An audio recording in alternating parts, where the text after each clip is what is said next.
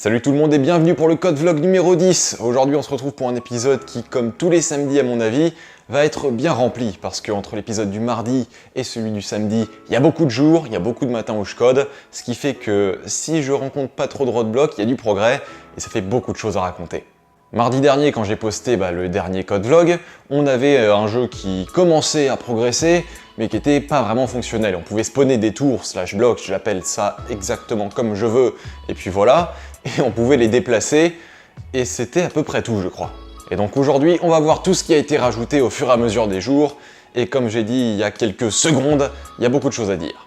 Le mercredi, j'ai commencé en reworkant légèrement le déplacement. En gros, avant, quand tu te déplaçais, tu pouvais tu pouvais faire haut, bas, gauche, droite, mais tu pouvais avoir des états un peu indésirables, dans le sens où si tu avais un bloc qui était contre le haut, et un bloc qui était contre le bas, et que tu faisais rapidement bas-haut, tu avais deux blocs qui se déplaçaient dans deux directions différentes, ce qui n'est pas quelque chose que je voulais en fait. Si tu appuies sur la flèche du haut, tout va vers le haut, ou va nulle part si c'est bloqué par la barrière du haut. Mais tu dois pas normalement avoir deux blocs qui vont dans deux sens différents. Avant tu pouvais le faire, avec ce rework tu pouvais plus.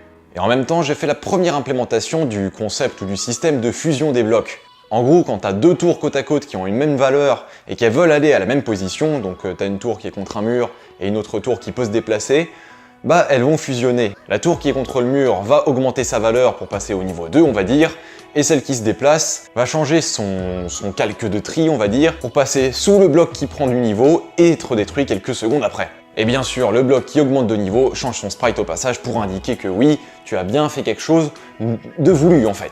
Et le fait que j'ai fait cet ajout en même temps que le rework du déplacement, c'était aussi pour faire en sorte que si deux blocs de valeurs différentes veulent aller à la même position, il y a un refus. Si tu as un bloc de niveau 2 qui est à un endroit et que tu veux balancer un bloc de niveau 1 au même endroit, le bloc de niveau 1 il va faire et il pourra pas, il y aura un refus. Juste après ça, j'ai ouvert Photoshop et j'ai fait la création du sprite pour les ennemis et je l'ai importé en jeu, mais j'ai fait aucun travail dessus. Et la dernière modification de la journée, c'était sur le spawn des blocs. En gros, il y a Alban ou Alban, je sais pas comment tu le dis dans les commentaires, tu me préciseras. Il m'a balancé dans les commentaires une manière beaucoup plus optimisée pour faire spawn mes tours. Ça fait que j'ai implémenté son algorithme, j'ai tout testé, j'ai tout recommenté et tout ça en français pour que ce soit bien compréhensible et ça fonctionne beaucoup mieux. En gros, au lieu de passer par deux entiers qu'on génère puis on fait toute la liste pour voir si la position existe, on génère un chiffre random entre 0 et le nombre d'emplacements qu'il y a dans la liste et on va chercher directement cet index-là. Ça fait que si ta grille de jeu est entièrement pleine, de toute façon, il n'y a plus qu'un seul emplacement dans la grille et donc tu vas pas générer en boucle des emplacements, des vecteurs 2 aléatoires jusqu'à trouver le bon. Donc c'est beaucoup plus optimisé et oui, c'est bien, donc merci à toi. Ensuite, le jeudi, j'avais un objectif très précis, avoir des trucs sur quoi tirer. J'avais des tours qui pouvaient spawn, c'était opti, il n'y avait plus de bugs de déplacement, tu pouvais les fusionner et tout ça, mais il n'y avait pas d'ennemis. Donc le jeudi, je me suis dit, on va ajouter un truc à détruire. Ça fait que grâce au sprite que j'avais déjà créé, j'ai commencé à coder là-dessus. Je vais pas vous détailler le code parce qu'il est au final très basique et ce serait une redite de ce que j'avais déjà décrit dans des épisodes précédents. Mais basiquement, on a des ennemis qui spawnent toutes les 0,5 secondes. Leurs PV sont définis par la vague dans laquelle on est, qui à ce moment-là s'appelait encore le score. Donc si tu es à la vague numéro 1, le score numéro 1, l'ennemi aura 1 PV. Et le nombre d'ennemis est aussi défini par le score, par la vague. Donc si on est à la vague 10, il y aura 10 ennemis qui auront 10 PV. Et pour le coup, comme dans Stray Bétane, j'ai fait afficher les PV directement sur le bloc, sur l'ennemi, comme ça c'est beaucoup plus clair et tu sais exactement combien de fois tu vas devoir tirer dessus automatiquement pour le détruire. Le déplacement lui-même il est tout con, il fonctionne via un système de points de passage, de waypoint que j'ai codé moi-même grâce à la magie des coroutines. En gros c'est exactement comme pour le déplacement des blocs, des tours, c'est quand tu appuies sur la flèche du haut, ça lance une coroutine qui permet de te déplacer lentement vers un point. C'est exactement pareil pour les ennemis, c'est juste que la coroutine fait que quand ils spawnent, ils se déplacent lentement vers un point, dès qu'ils atteignent un certain point, t'as une variable booléenne qui passe à vrai, ils ont atteint ce point, donc il va se diriger vers un autre point. Vrai, il a atteint ce deuxième point et l'autre point aussi, donc il peut se diriger vers son troisième, et ainsi de suite. Ça fait que j'ai mes ennemis qui font leur trajet, tranquille, sans aucun problème. Grâce à une coroutine, c'est fluide et ça fonctionne. Et vu que j'avais des ennemis fonctionnels, je me suis dit que ça serait bien de pouvoir leur tirer dessus, donc j'ai voulu ajouter la fonctionnalité pour les tours, pour pouvoir tirer. Parce que sinon, à Tower Defense, tu peux pas tirer, c'est débile, ça sert à rien. Et le problème, c'est que j'avais un peu la fièvre de la coroutine. Après avoir utilisé ça pour plein de trucs au niveau des déplacements, je me suis dit, tiens, on va pouvoir gérer la la vitesse de feu des tours avec les coroutines et tout, ça va marcher, ça va être bien. Et j'ai tout cassé, je me prenais des grosses erreurs dans la gueule, j'avais des stack overflow, c'était le chaos, je devais relancer le projet pour que tout refonctionne. J'ai passé masse de temps dessus, j'avais pas de solution, et c'était l'heure d'arrêter de bosser. Donc, le jeudi, je me suis arrêté sur des tours qui tiraient soit trop vite, soit qui cassaient complètement Unity. Vendredi, ça a été une journée un peu spéciale, parce que à cause d'une activité sociale qui a duré trop longtemps le jeudi, tout mon planning s'est décalé. Normalement, mon planning, c'est je me lève à 8h, à 9h je commence à coder, à midi j'arrête, à 14h je reprends le boulot pour bosser sur les vidéos, que ce soit les codes vlogs comme ce samedi après-midi ou les vidéos de la chaîne principale. Et à 18h j'arrête de bosser, à 22h j'arrête le PC, et à 23h j'arrête de lire, je vais me coucher. Le problème c'est que le jeudi, à 23h j'étais encore au McDo en train de manger, et à 2h du matin j'étais encore devant mon PC en train de ne pas dormir. Ça fait que le vendredi, je me suis levé à 11h, une heure avant l'heure où je suis censé arrêter de coder, et j'étais un peu décalé et crevé. Sauf qu'au lieu de me poser devant mon PC, la tête dans le cul, et regarder les vidéos YouTube toute la journée en me disant « bon la journée elle est ratée, on va prendre une pause », je me suis posé devant mon PC, la tête dans le cul, et j'ai lancé Unity. Parce que le problème des balles qui voulaient pas fonctionner correctement, ça m'a vraiment fait chier. Et pour le coup, avoir la tête dans le cul m'a permis d'être moins con. C'est très vulgaire comme épisode, mais c'est vrai au final. Être fatigué, ça m'a permis de réfléchir plus clairement, étrangement. Et je me suis rappelé que si je voulais que j'ai des projectiles qui partent tous les X secondes, j'avais déjà fait ça en fait, comme dans Stray Baby Town ou comme dans le shoot 'em up du tuto que j'ai suivi, c'est super bête. Ça fait que j'ai recodé ça. Et ça fonctionne, il n'y a pas de bug. Vous savez que toutes les secondes, les tours, elles spawnent une balle pour pouvoir tirer sur les ennemis. Mais ensuite, ce qu'il fallait, c'est que justement, on puisse tirer sur les ennemis. Et je me suis heurté à un problème que j'avais jamais rencontré jusqu'à maintenant, ce qui est une bonne chose, parce que c'est comme ça qu'on apprend.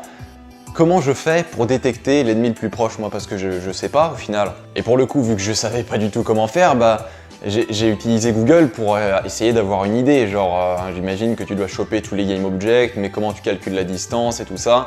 Et pour le coup, Unity avait directement dans sa documentation un exemple pour détecter la distance entre deux game objects, pour détecter le game object le plus proche.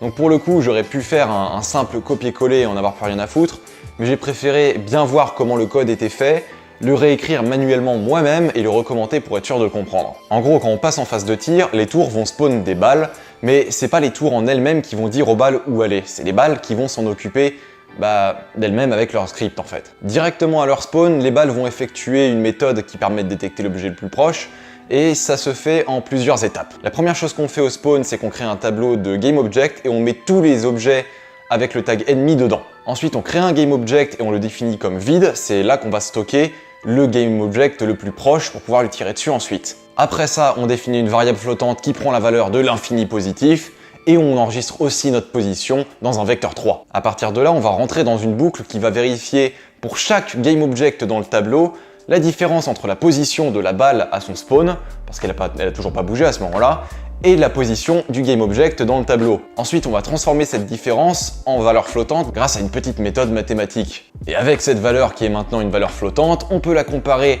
avec notre autre variable qui avait la valeur de l'infini et vérifier si elle est inférieure à l'infini. Pour le coup, pour le premier tour de boucle, vu que ce sera toujours inférieur à l'infini parce que l'infini est infini, on rentre dans la condition et on définit cette nouvelle distance comme la distance à battre, on va dire, et on définit ce game object étant à cette distance comme l'objet le plus proche. On tourne dans la boucle jusqu'à ce qu'il n'y ait plus d'objet, et à chaque fois qu'on trouve un game object plus proche, on le refout dans la variable game object qui sera utilisée plus tard. Une fois qu'on sort de la boucle, on a trouvé l'ennemi le plus proche. Le but maintenant, c'est de pouvoir lui foncer sur la gueule.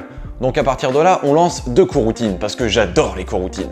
La première, elle s'occupe du déplacement de la balle. En gros, à son appel, on lui balance le game object qui a été trouvé, qui est donc l'ennemi le plus proche, et on lui dit va à cette direction le plus vite possible. Et elle y va, et ensuite c'est l'ennemi qui gère la collision et tout ça.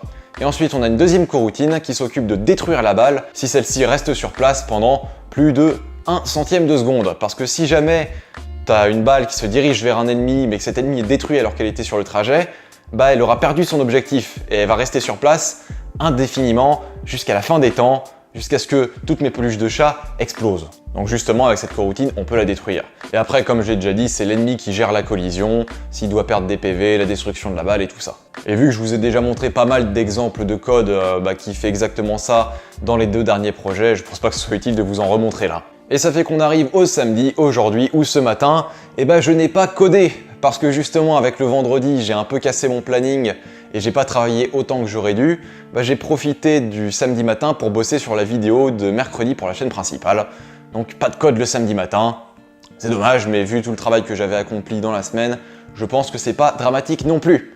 Ça fait qu'on arrive avec un jeu qui fonctionne de mieux en mieux. On a des ennemis qui peuvent spawn, qui dépendent du nombre de vagues. Quand tu butes un ennemi, tu gagnes de l'argent, et pour spawn un bloc, il faut de l'argent. Plus tu spawns de blocs, plus ça coûte, et ainsi de suite. On commence à avoir un truc de vraiment propre. Donc maintenant que j'ai les fondations d'un jeu presque fonctionnel, il faut déjà que j'implémente une condition de défaite. Quand t'as un ennemi qui sort de l'écran, t'as perdu.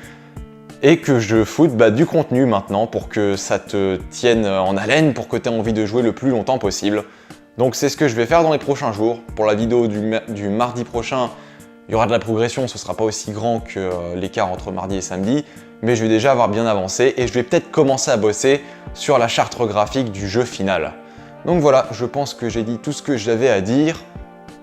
Donc je vais vous laisser. Au passage, sur la chaîne de Maxime de Derrière le Game, j'ai été interviewé pour son concept d'interview. Je vous en avais déjà parlé dernièrement. Donc je vous fous le lien dans la description de la vidéo si vous voulez me voir parler de prog dans un contexte plus général et me présenter et tout ça. Enfin bref, le lien est dans la description. Mais voilà, j'ai dit tout ce que j'avais à dire et à force de parler, j'en ai mal à la gorge.